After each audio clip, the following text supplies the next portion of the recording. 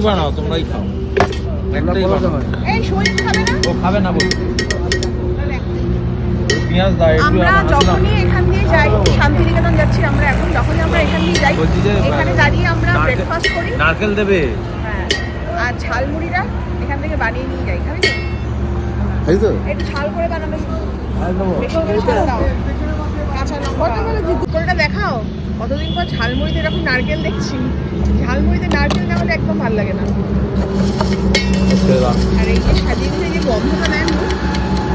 আমার নাকে সর্দি গন্ধ পাচ্ছি না ব্যাস এখানে ওখানে গিয়ে খেতে পারবো এটা হচ্ছে রাস্তায় এই যে দাঁড়াও এটা দেবে তো